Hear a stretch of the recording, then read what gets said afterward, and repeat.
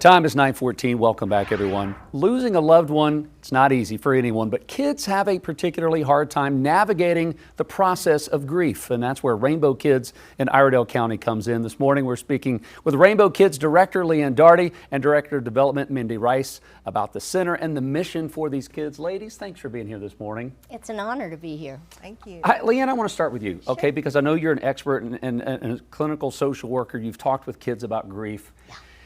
It's hard. I mean, it's just a heavy conversation. How do kids even process grief? Well, you're right, it is a heavy conversation, but it is such an important conversation.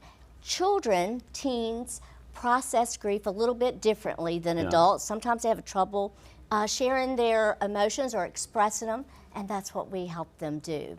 Rainbow Kidz is the children's grief program of hospice and palliative care of Iredell County.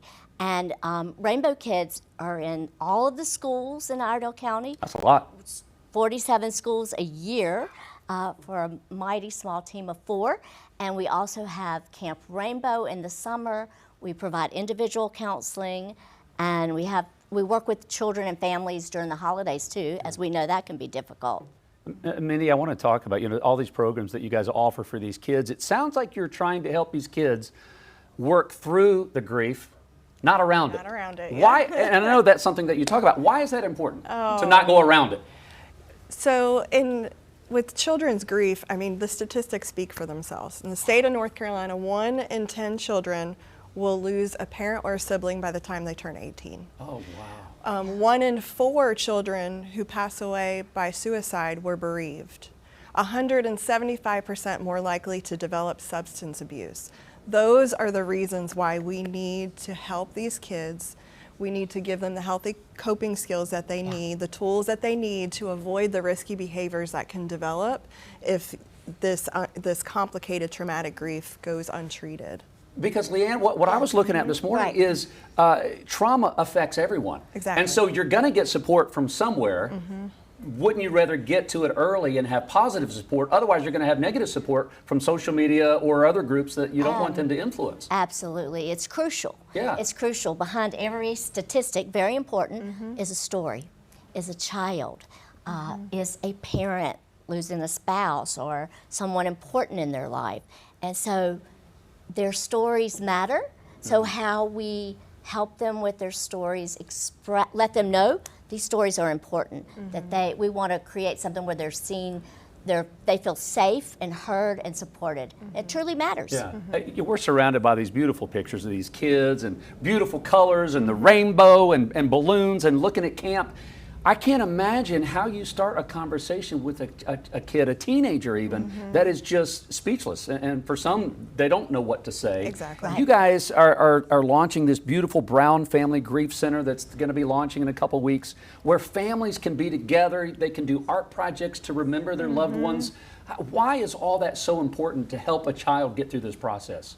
Do you want to take that? It's important so that they do not feel alone. Okay. One of the key indicators in helping with trauma is connection.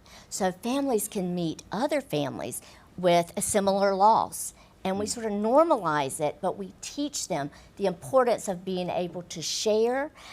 We look at it, Jason, like a building full of hope, warmth, light. Yes, there's pain, but there can also be joy, and we're trying to provide that hope again. I love that. Mindy, as people are watching this morning, I mean, everyone at some point in your life, you will be touched by grief. I hope that you are older and more mature when you have to go through it, but that's not how life is, right?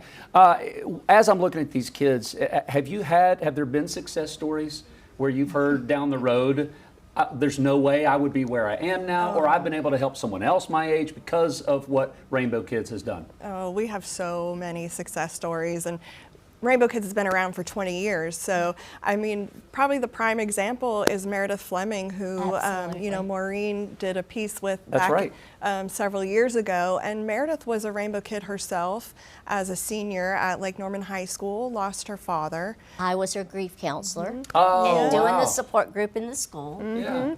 And she really credits Leanne with giving her the courage to go to her dream school, which is where her father wanted her to go in Texas, because I can't leave my mom. Right. My dad just passed away, but Leanne, working with Meredith, gave her the the skills that she needed and the confidence she needed to go away to school. And here we are. She's now our senior Rainbow Kidz grief counselor. So she relates better than anybody could with these kids when they come to be treated by her. Thank you for what you're both doing and have been doing with Rainbow Kidz, and the rest of your team that's probably watching back at the office. Thank you.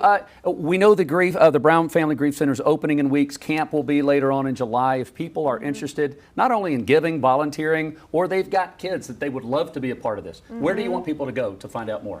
HOIC.org to our website, and just click on Rainbow Kidz, and we'll be there to help. Thank you both for helping shine some light on a very dark and difficult subject. We appreciate that. Thank you so much.